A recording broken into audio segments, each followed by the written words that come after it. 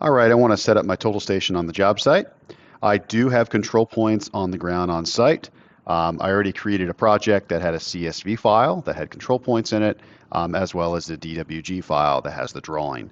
So I am ready to go, so I'm going to go ahead and select control points. Now that we're on the stationing screen, on the left-hand side, we have our control point list. In the center, we have our drawing. We have two view windows that we can change. On the bottom right, we can see our camera, and then we have a tab that we're going to open up on the right-hand side that has station information inside. We'll talk about that in just a bit. My prism pole is directly over CP1 on my job site. I'm going to select CP1 on the list. I'm going to make sure my prism pole again is level, and then I'm going to hit the triple triangle on the right side of the screen to measure this location. I'm going to select CP2. I'm going to walk to CP2 on my hypothetical job site. I'm going to put my prism pole directly over where CP2 needs to be, make sure I'm level, and then I'm going to push the triple triangle on the right side of the screen.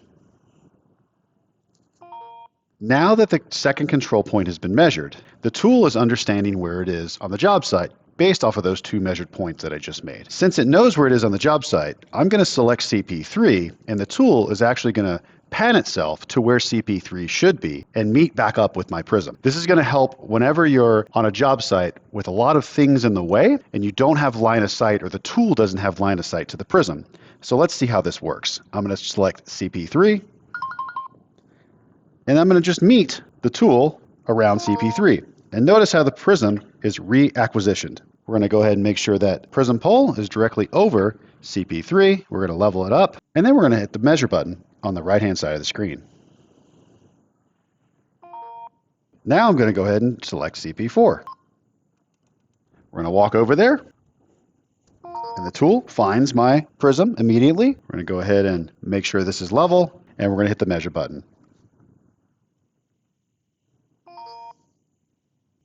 All right, we're going to go ahead and zoom out, and the green circle there is a recommended layout area, and that's all based on the tolerances that we can set ourselves.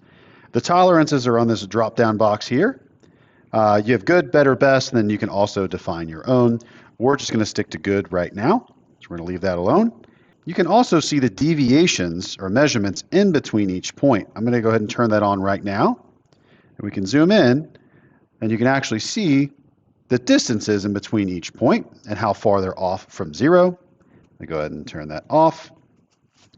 Then we can go to the measuring tab under station information. We can see the control points that we shot in and the values. This is where you can give yourself the best station possible based on the control that you shot. So say if you had a really bad control point that was affecting the others, you could uncheck it and turn it off. So for example, I'm just going to pick maybe CP2. And notice how it adjusted the others. I want to be able to get the best station with the most accurate deviations, which are the values. I want 0, basically. Sometimes it's extremely hard to get 0. I just want the best number that's closest. Sometimes this is cumbersome when you have more than 4 or 5 control points, and choosing and trying to figure out that process might take a little bit of time. I'm going to go ahead and highlight or check CP2 again. The coolest part about this software is you can actually have the software figure it out for you. I'm going to do that now by choosing Suggest Best Selection. And notice how it automatically took CP2 away, and it's going to give me my best station out of the 4 points that I shot. So I'm going to go back to the summary. It looks like I'm good to go based on the tolerance that I set. So all I have to do now is hit the check button, and then it will return you to the main screen. Go ahead and choose Layout. Go ahead and pick up your prism pole, walk around a little bit, just make sure it matches the screen, and then you can go ahead and perform layout.